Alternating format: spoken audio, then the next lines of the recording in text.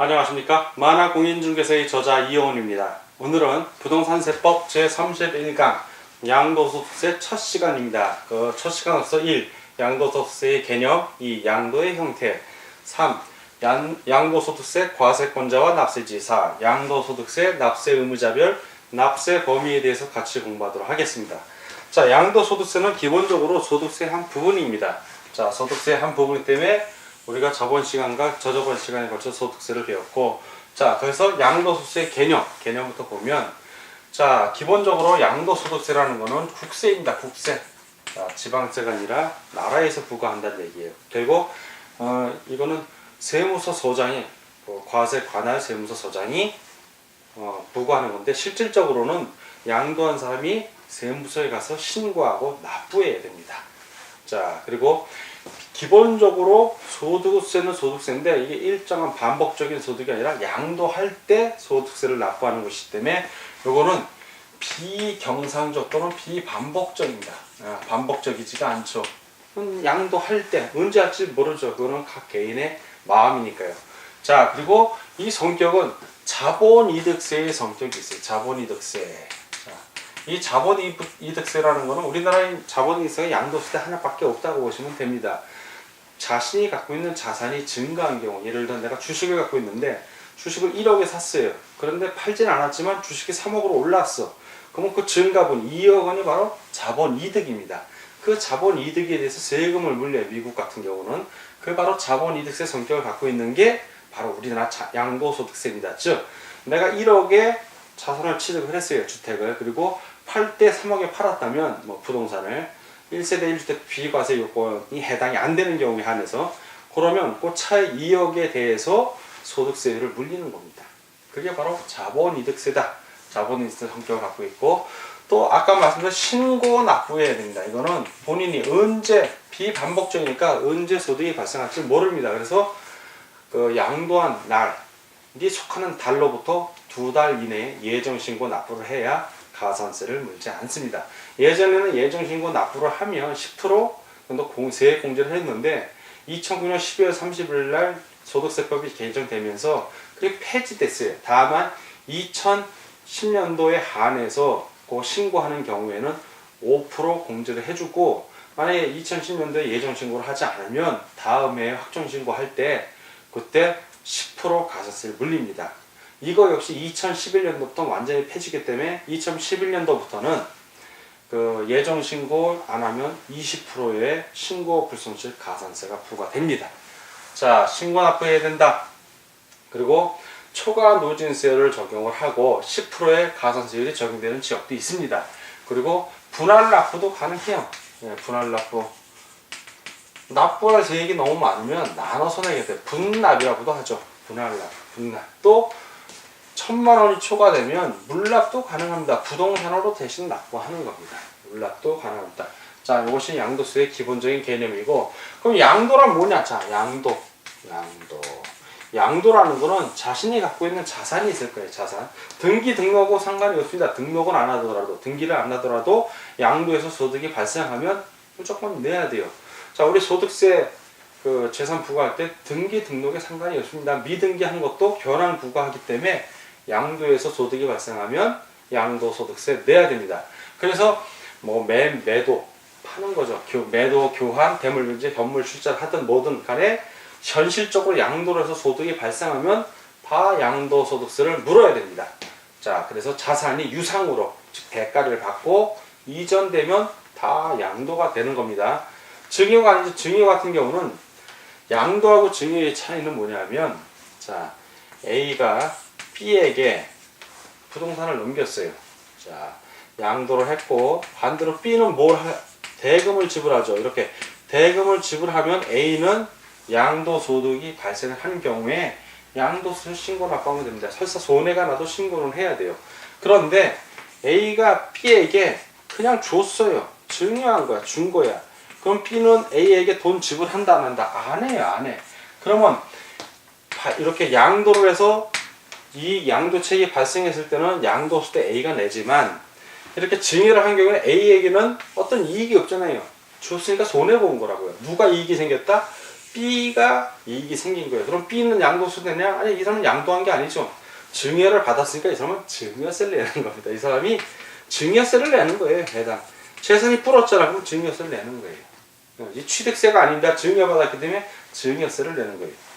자, 증여세 내고 등기 등록할 때도 등록세 내야죠. 자, 이렇게 개념을 정리하시면 됩니다. 그리고 증여받았을 때는 증여세도 내지만 취득했으면 또 취득세 특광도세로서 내야 됩니다. 자, 증여세하고 상속세는 국세예요. 국세. 나라 일에 내지만 취득세는 지방세이기 때문에 그래서 아까 제가 설명할 때 증여받아서 증여세 내지만 또 취득, 부동산을 취득했다면 취득세 또 내야 되는 겁니다. 등기 등록할 때 등록세 또 내야 되고. 자, 이렇게 분할납부 지금 양도에 대한 개념을 설명하고 있는데 자, 그럼 양도소득세를 낼 때 그 양도소득세를 내야 되는 그 양도의 요건이 있어요. 양도 요건. 자, 양도소득세를 내는 양도의 요건이에요. 첫 번째는 개인입니다. 개인. 자, 소득세에서 법인을 왜 취급을 안 한다고 그랬죠? 법인이 소득이 발생하면 법인세를 내요. 법인세. 법인세법 규정에 의해서. 그리고 소득세는 다 개인이 소득세예요. 양도소득세였지 개인의 양도소득입니다. 그래서 개인이어야 돼요. 첫 번째. 그러면 법인으로 보지 않는 단체, 사단, 뭐 재단 이런 것들도 다 개인으로 보기 때문에 그들도 양도소득 냅니다. 첫 번째 그렇고 두 번째 등기 유무와 관련이 있다 없다. 등기 유무와 관련이 없다. 즉 등기한 것도 양도 요건이 되면 양도소득 내는 거고 등기를 안 했다 하더라도 양도소득 요건이 되면 양도소득 내야 되는 겁니다. 자, 그리고 마지막으로 제일 중요한 거 아까 말씀드린 대로 사실상 실제로 유상이전 대가를 받고 이전한 겁니다. 대가를 받고 이전했을 때 그래야 이익이 남으니까 세금을 내는 거예요. 자, 양도의 요건 세 가지 이렇게 정리가 되고 자, 그러면 두 번째 양도의 형태.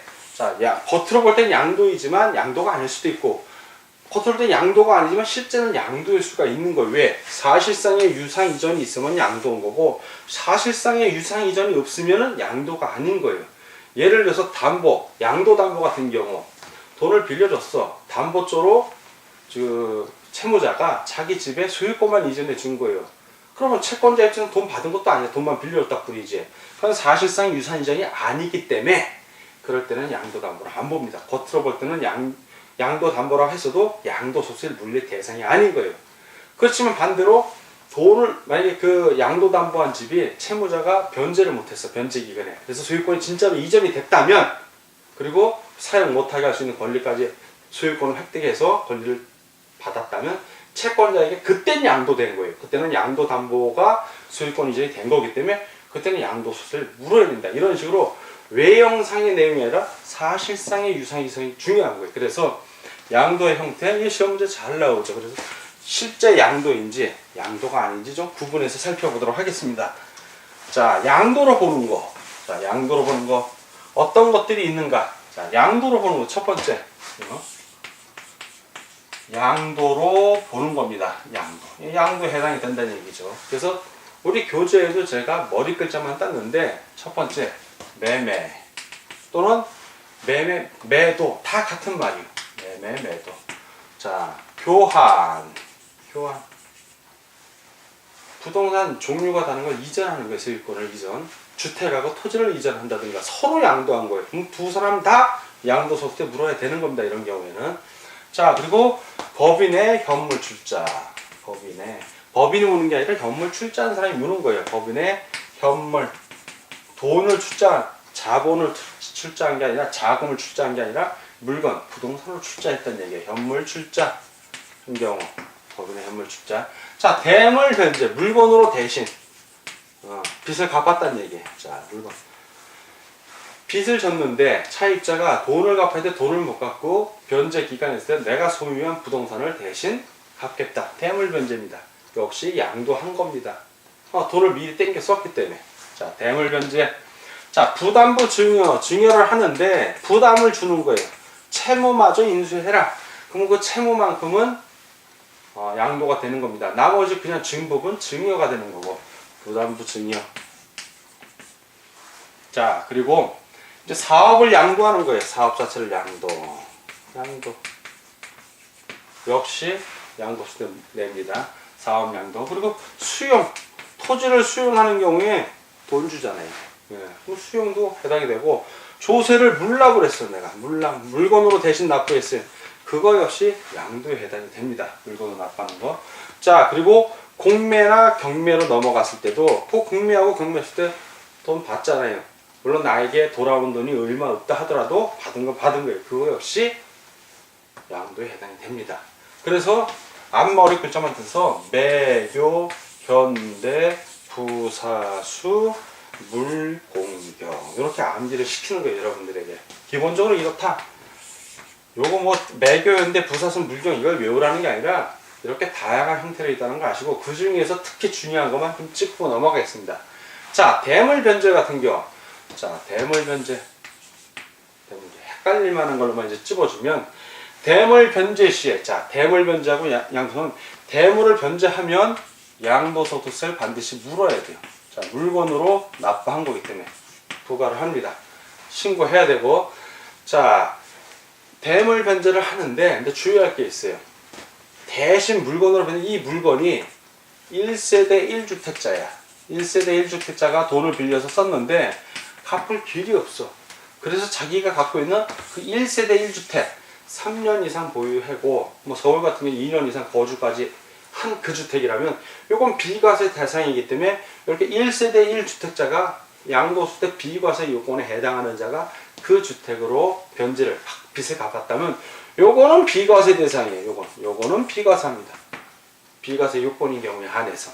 자, 대물변제 그렇고, 부담부증여라는 거는 여기 수험생 헷갈린데 제가 다시 한번 설명을 한다면, 자, 이 건물이 있는데 건물 가액이 총 5억이에요. 자, 5억인데 내가 이 중에 2억은 그 빚으로 쓰고 있어요. 2억은 저당 잡힌 거야.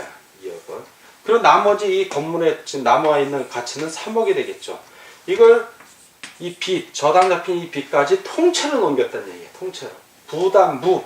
자, 이 2억 저당 잡힌 이 빚까지 같이 넘겼으면, 이 2억 저당 잡힌 이 돈, 이 빚을 증여받은 사람이 대신 갚을 거니까 나는 2억을 받은 거야. 2억은 받고 3억은 증여를 한 꼴이 된 거예요. 그러면 요 2억에 대해서는 뭐 한다? 양도소득세 물고, 나머지 3억은 부담부 증여받은 사람이 요 3억에서는 증여세를 내면 되는 겁니다. 이거 증여세를 내면 되는 거예요. 자, 이 양도로 보는 경우가 지금 매교, 현대, 부사수, 물공경 이렇게 경우가 있는데, 이 경우에서 제일 중요한 거는 지금 여러분들 헷갈릴 만한 게 이 대물면제하고 부담부 증여인데 큰 어려움이 없죠. 이해만 하면 누구나 알 수 있는 부분입니다. 자, 그럼 양도로 보는 경우가 있으면 반대로 양도로 보지 않는 경우도 있다는 얘기죠. 저 겉으로 볼 땐 양도야. 말은 양도인데 양도가 아닌 거야. 왜? 제일 중요한 건 사실상, 여기서 지금 보면 사실상, 즉 실제로 유상 이전, 돈을 받고 이전을 해주면 설사 양도란 말이 없더라도 이건 양도인 거예요. 사실상 유상으로 돈을 받고 이전, 그 돈은 나중에 받든 먼저 받든 상관이 없어. 받았기 때문에. 근데 반대로 양도란 말은 있는데 사실상 유전 이전이 안 돼 있어. 그런 경우에는 양도가 아니라는 거예요. 자, 어떤 게 있는지 또 구체적으로 살펴보도록 하겠습니다. 자, 양도로 보는 경우였고, 두 번째, 양도로 보지 않는 경우. 양도로 보지 않는 경우. 이렇게 되는 거예요. 양도로 보지 않는 경우. 자, 이렇게 보면 양도로 보지 않는 경우 하나씩 보겠습니다. 첫 번째, 무상이전. 아까 유상이전이어야 된다고 그랬잖아요. 무상, 돈 안 받고 준 거야. 무상이전 어떤 게 있나요? 증여라든가 기부라든가 이런 경우는 무상이전이야. 받는 쪽에서 증여세를 내는 겁니다.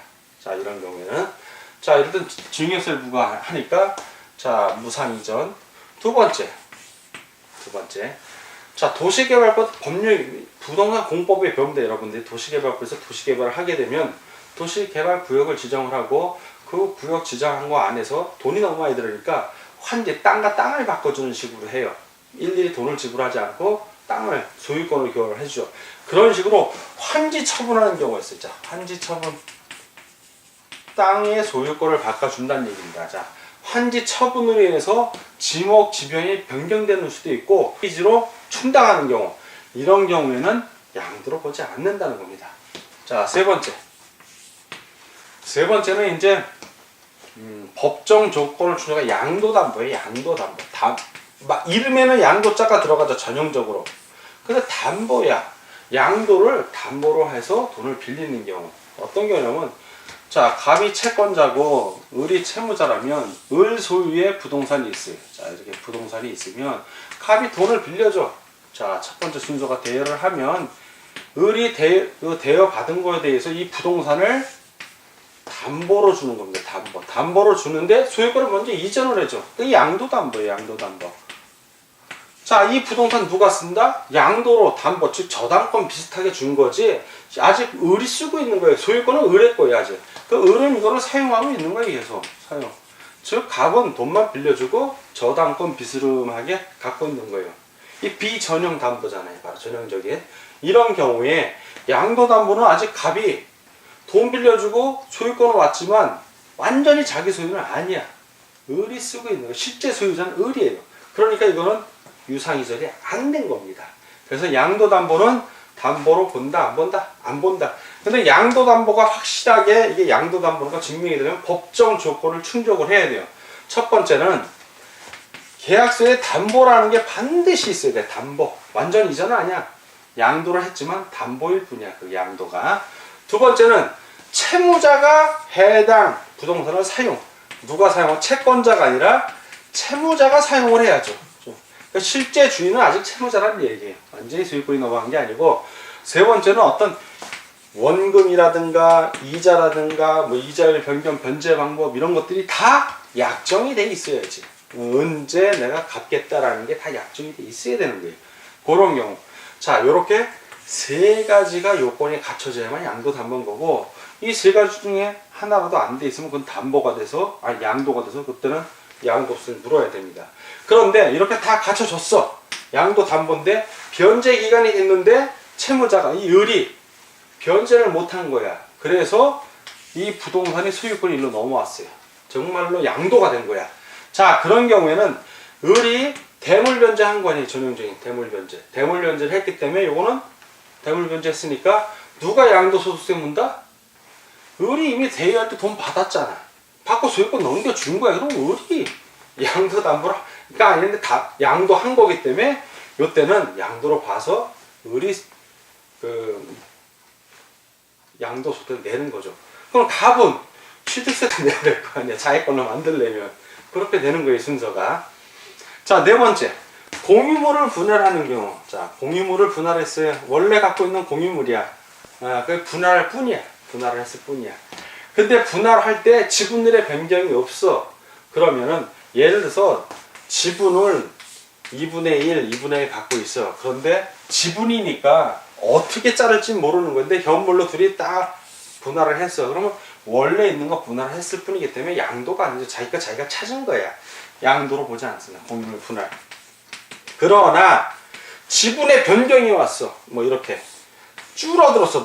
누군가 줄어들었다는 얘기는 돈을 받았다는 얘기야. 그건 양도로 봐요.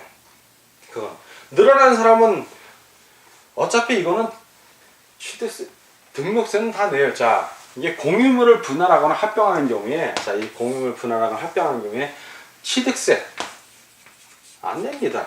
분할하거나 하거나 원래 자기 걸로 한 거니까 양도소득세도 안 내요. 그러나 공유를 분할하거나 합병하는 경우에는 등기등록은 변동이 오잖아. 결국 등록세는 냅니다. 등록하는 세는 내는 거야. 법원은 너가 등록하면 너가 이익을 보지 않니 해서 등록세 물립니다. 그거는 등록세 안 내고 공유물 분할하겠다 신청하면 각하 안 받아. 등기 안 해주면 끝이에요. 결국 등기 등록 전까지는 등록세 내야 돼. 다만 공유물을 분할하는 경우에는 원래 있는 거 취득세 처음에 냈기 때문에 취득세 안 물리고 양도소득세도 안 물립니다. 양도한 게 아니거든요. 원래 있는 지분을 나눴을 뿐이지 양도한 건 아니기 때문에. 물론 변경이 올 때 공유물 내용의 변경은 양도소득세 물립니다. 자, 그렇고 증여의제. 자, 5. 증여로 보는 거예요. 증여 의지한다는 얘기는 증여라는 의사표시는 없지만 전후 사정으로 떼건 증여인 거야. 그러면 증여로 보고 증여세 물리죠. 또는 증여로 추정하는 경우에 자, 이런 경우에는 양도소득세를 물리지 않고 뭘 물린다? 증여세를 물리는 거예요. 증여세를. 자, 그런데 경매 절차에 의해서 처분했어. 아들에게. 내 소유의 부동산이 저당이 잡혀서 팔렸는데 그게 경매로 넘어간 거야. 근데 내 부인이나 내 아들이 그걸 샀어. 그러면 그거는 양도세도 내야 돼요. 경매 공적으로 팔렸기 때문에. 개인적으로 내가 준 게 아니잖아. 그럴 때는 내야 됩니다. 그리고 배우자나 또는 직계 존비속에게 증여를 했어도 증여로 보지 않고 양도로 보는 경우가 있어. 즉 증여로 보지 않고 양도로 보는 경우. 이럴 경우 양도세도 냅니다. 누구에게? 배우자일 수도 있고 직계 존비속일 수도 있는데 설사 줬어도 이거는 양도인 거야. 어떤 경우? 방금 말한 대로 첫째, 경매 절차에 의해서 넘어간 거야. 경매로. 공적으로 팔렸다는 얘기죠. 자, 경매 절차에서. 두 번째는 파산 선고를 법원에, 주로 이거 법원하고 관련해서 파산 선고를 받고 파산 절차를 밟은 걸 때. 세 번째, 공매. 공매 역시 공적인 절차를 밟고 넘어가기 때문에 증여를 안 본다. 이건 양도로 보지. 자, 그리고 한국증권거래소 유가증권이 처분됐을 때 이건 증권하고 관련 있는 거예요. 여러분도 시험 범위는 아니지만 참고로 알아두시면 됩니다. 증권. 그리고 대가를, 다섯 번째는 유상이전, 유상, 대가를 받는 것. 대가를 받은 게 인정이 돼. 객관이 누가 보더라도. 이런 경우에는 증여로 보지 않고 양도로 봅니다. 양도로. 그런 경우에는 양도소득세를 내야 되는 거예요. 자, 그리고 다섯 번째 거, 여섯 번째. 다섯 번째 일로 갔고. 자, 여섯 번째 이제 명의신탁이에요. 명의신탁. 이름만 남의 이름으로 소유권을 바꿔놓은 거예요. 자, 이런 경우도 양도세는 내지는 않습니다. 그렇지만 명의신탁은 합법이다, 불법이다? 불법이다. 이거 형사처벌돼요. 벌금 몇 년 동안 징역도 삽니다. 그거 하면 안 되죠, 명의신탁. 자, 일곱 개는 소유권이 한원되는 게 소유권의 한원, 소유권 한원. 자, 소유권의 한원. 매매 원인은 무효가 돼서 그래서 소유권이 환원되는 겁니다. 예를 들어서 갑이 을에게 자기 부동산을 판 거예요. 자, 갑이 을에게 부동산을 매도했어. 자, 부동산을. 그리고 을이 대금 지불할 수 없다고 그래서 소유권 이전 등기를 먼저 해준 겁니다. 소유권 이전 등기를 먼저 해줬어. 근데 이 사람이 대금을 안 갚어. 그래서 갑이 이건 무효다. 그래서 소유권이 자동으로 돌아옵니다. 이거는 물권에서 여러분 유의성 배웠잖아요. 안 배웠으면 앞으로 배울 거고. 자동으로 넘어가면 소유권이 그냥 환원된 거야. 원래 갔다가 온 게 아니라 원래 내 건데 무효가 돼서 다시 돌아왔을 뿐이에요. 소유권이 환원된 경우에는 양도로 본다, 안 본다? 안 본다. 결국 오늘도 양도세 안 물고 값도 안 무는 겁니다. 이런 경우에는. 자, 그러나 등기는 했잖아. 등록세는 내요. 등기하면 무조건 등록세는 내요. 등록세는 예외가 없어. 자, 등록세는 냅니다. 이 경우라도. 자, 이런 경우가 해당이 되고, 그 소유권이 환원되는 경우. 이제 여덟 번째가 이혼하는 경우. 자, 이혼해서 재산 분할을 하는 경우야. 재산 분할 청구권에 의해서 이혼에 의해서 재산을 분할하는 경우. 이 경우도 공유를 분할하고 같은 개념이에요. 부부가 같이 공동 결혼 생활하면서 같이 만든 재산이기 때문에 분할을 할 뿐이지 새로이 주고받는 건 아닌 거예요. 나눈다 뿐이지. 결국 이런 경우도 양도소득세 안 냅니다. 다만 이혼할 때 남편이든 아내든 위자료로 주는 경우가 있어. 위자료로 대신 부동산을 넘길 경우. 위자료는 요거는 양도가 아니지만 이혼할 때 위자료로 주는 거 있잖아요. 위자료로 부동산을 줬다면 이거는 양도소득세인데요. 요거는 해당이 돼요. 이건 재산 분할이 아니에요. 이 위자료로 준 거잖아. 즉 위자료 줘야 될 돈을 안 주고 대신 물건으로 판 거예요.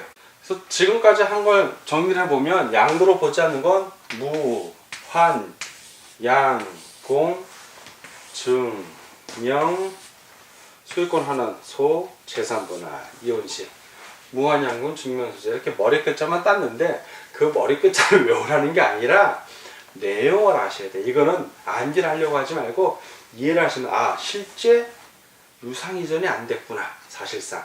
그러면 양도를 안 본다라는 것만 알면 읽으면 다 이해 가는 거예요. 이건 이해를 해야 돼. 아까 양도로 보는 것이 있었죠. 우리 외교, 현대, 부사수, 물공경. 그런 경우 역시 실제로 유상이전이 있는 경우야.